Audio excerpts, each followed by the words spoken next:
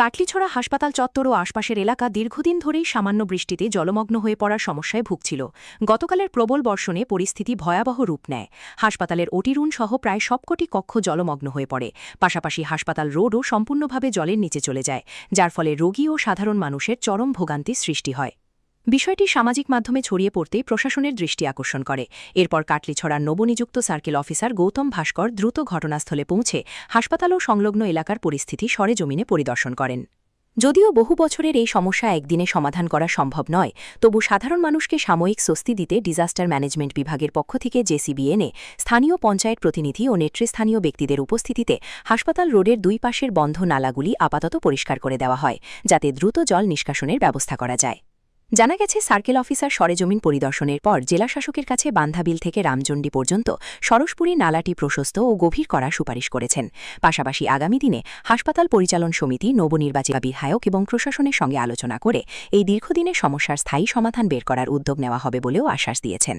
এদিকে নবনির্বাচিত বিধায়কও বিষয়টিকে অত্যন্ত গুরুত্ব সহকারে দেখছেন বলে জানা গেছে। এলাকার মানুষের দুর্ভোগ লাঘবে দ্রুত প্রয়োজনীয় পদক্ষেপ গ্রহণের আশ্বাস দিয়েছেন তিনি। কাটলিছড়া থেকে মৃন্ময় শর্মার প্রতিবেদন।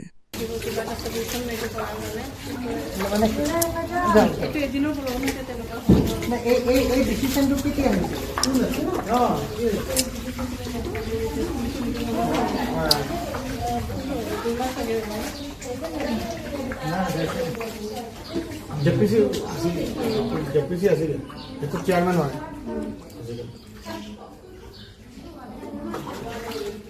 তাৰমানে অল পিপল আৰ এভে মইতো 2 মাহ হৈছে, মই এটা 2 মাহ হৈছে, কিন্তু ইয়াৰে ভিনো পাইছে নাই।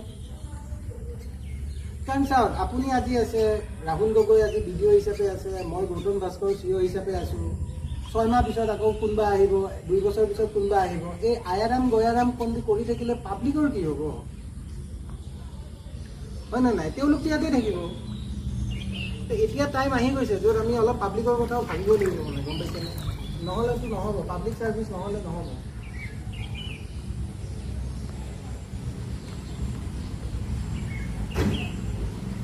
নাই চাওক, আপুনি বস্তুটো উত্থাপন কৰক, ৰেইজ কৰক। বিডিঅ'ই তেতিয়া এই বস্তুটো চিইঅ জিলা পৰিষদৰ লগত কথা পাতিব। চিইঅ জিলা পৰিষদৰ তাতো যদি একো উপায় নাই, চিইঅ জিলা পৰিষদে ডিচিৰ লগত কথা পাতিব। কোনোবাইতো কাৰোবাৰ লগত কথা পাতিব না, তেতিয়াহে হ'ব। নিজে নিজৰ মাজত ৰাখি থৈ দিলে কেনেকৈ? 2 ঘণ্টা হ'ল, আপুনি এতিয়া আহিছে। মই অলপ ভিয়াত আছে, বেলেগ ঠাইত আছিলোঁ। ভিয়াতো মানে ড্ৰেইন হৈ গৈছে, ভাঙি গৈছে। সেইটো চাবলৈ গ'লে কাম কৰক।